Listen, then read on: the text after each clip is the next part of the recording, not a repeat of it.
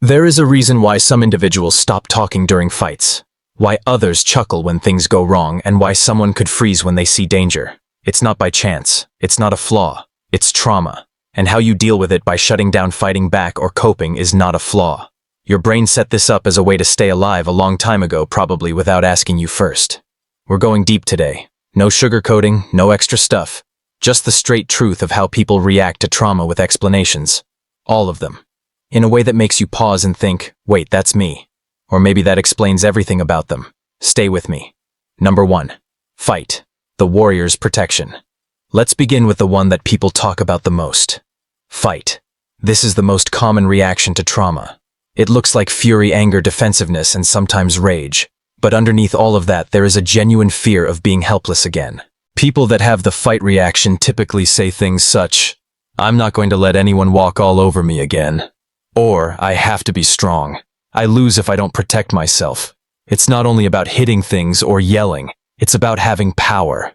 Micromanaging everything and everyone to escape the feeling of being powerless that used to hit them like a storm. They aren't always mean. Sometimes they're just too domineering or too pushy. But here's the problem.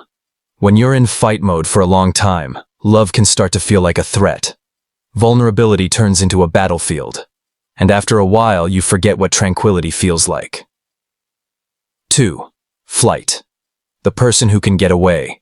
If fight is, "I'm going to fix this by force," so flight means I'm leaving before it breaks me. This trauma response manifests in the perfectionist. The person who does too much. The individual who is always busy, always making plans and always on the go. But they're not just rushing toward their aspirations. They're fleeing away from things that set them off. The individual who ends relationships without any cause. The one who continuously changing professions, cities, hobbies, and people. They don't always know why. But quiet feels hazardous deep inside. When things are still, the thoughts catch up. They say things like, "I won't fall apart if I stay busy." Or, "I'll take care of it later." But later never comes. Because that's what their neurological system has decided. At some point, running away is the only way to live. And pausing feels like you're about to drown. 3. Stop. The alarm that doesn't make a sound. Do you know what it's like when your mind goes blank? When you feel like your body is not connected, like it's going through syrup? That's freeze. People don't understand this trauma response. People say it's laziness, being unsure, or not caring. But it isn't. Your brain is pulling the emergency brake. When the danger seems too overwhelming to fight or run away from, you freeze. So your mind goes blank. Your body stops working. You might not feel connected. You might feel like nothing is happening.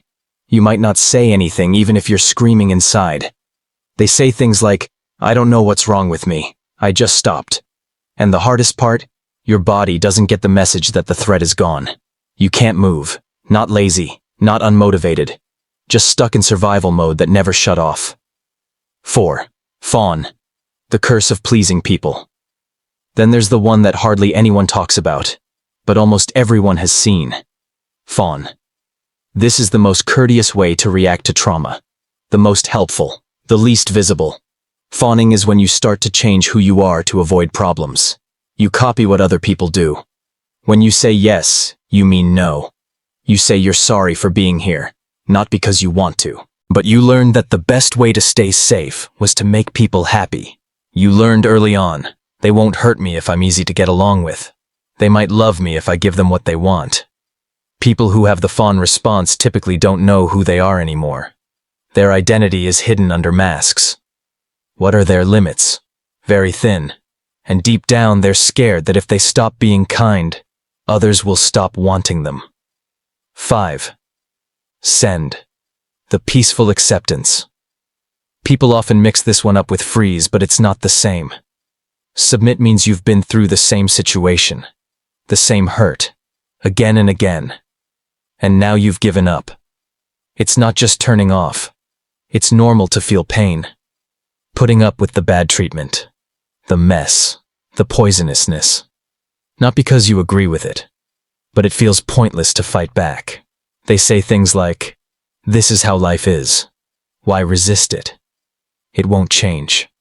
It's so sad. This response happens when someone doesn't listen to someone's voice enough, When you said no, you got in trouble. When standing up simply made the discomfort worse. So now they don't stand up at all. This isn't a sign of weakness. It's tiredness. And sometimes it's all they have left. Number 6, attach. The relationship that needs help. Now we're going to talk about less well-known ways that people react to trauma. First, attach. This one is hard. It looks like affection, loyalty, and even desire. But it's trauma that looks like longing. This reaction happens to persons who depend on others for emotional support. Not because they need help, but their nervous system connects safety with connection at all costs. They say things like, "I'll fall apart if they leave. Without them, I don't know who I am." This is the friend who loses who they are in every relationship. The person who keeps forgiving, even when they shouldn't. Because being left behind feels like death. Being alone is worse than being hurt. Number 7, call for help. The indication that wasn't understood. Some responses to trauma aren't very subtle. The cry for help is loud. It's a big deal. It blows up. But not because someone wants to be noticed, because they don't feel like they exist. This answer can look like self-harm, angry outbursts, breakdowns in public. People often call it manipulation. But here's the truth. Someone is trying to shout that they're not okay, in the only manner they know how. They say things like, "Maybe if I'm broken enough, someone will finally notice." People only listen to pain. It's not about being over the top. It's about being desperate. It's what happens when people don't listen to quiet calls for years. So now they yell. 8. Take care of and befriend. The answer of the protector. This is the kind of trauma that most individuals don't even know they have. When you tend and befriend, you defend people when you are in danger. You take care of things.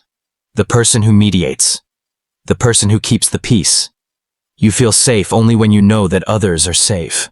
People say things like, "If everyone else is okay, maybe I'll be okay too. I need to fix it for them." It's a good thing, but it's also tiring. This answer generally comes from growing up in a chaotic home, where the only way to end the suffering was to control everyone else's feelings. Now here's the part that most folks overlook. These answers aren't choices. They are reflexes.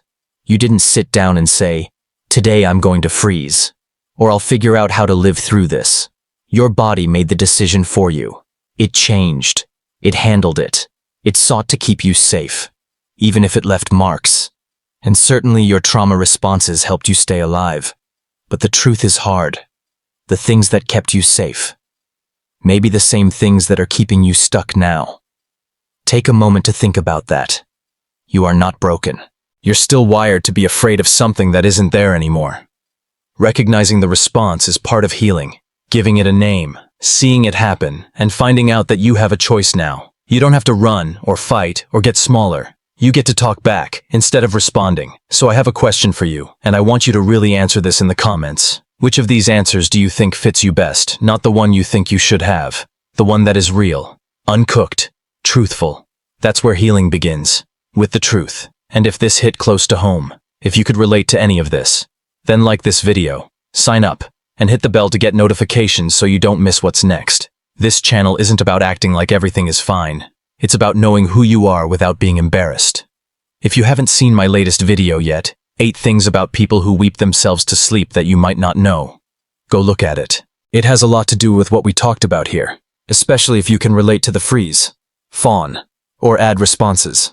Now that you know why you feel the way you do, that video will impact you differently. So again, like, sign up, and leave a comment. Let's make this a place where folks don't feel alone with their pain anymore. You made it. It's time to live now.